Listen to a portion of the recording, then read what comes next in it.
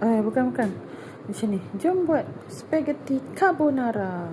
Jom buat spaghetti carbonara. Carbonara.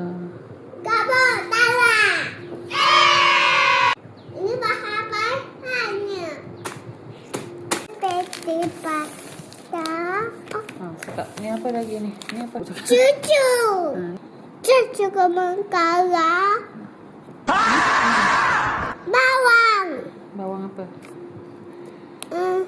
Bawang merah. Bawang putih. Ni carrot. Carrot. Ni cendawan. Cendawan. Ni Ayam.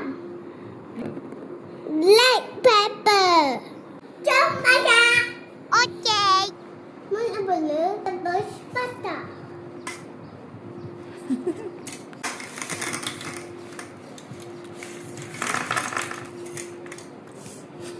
Letak minyak.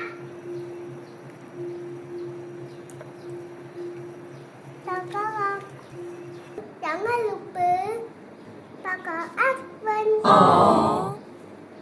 Bahan dah siap cincang. Masukkan. Masukkan bawang. Masukkan ayam.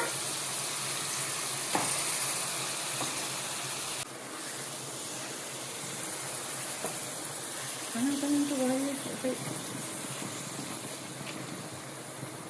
Masukkan carrot.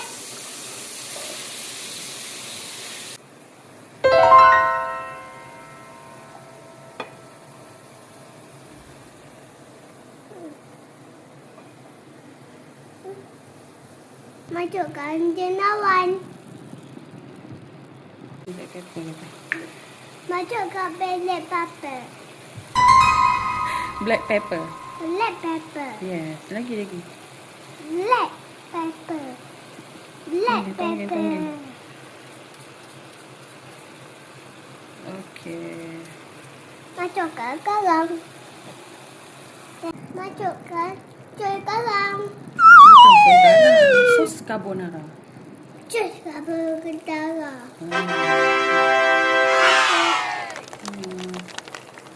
Tinggi sikit. Okey. Masukkan cucu. Allah.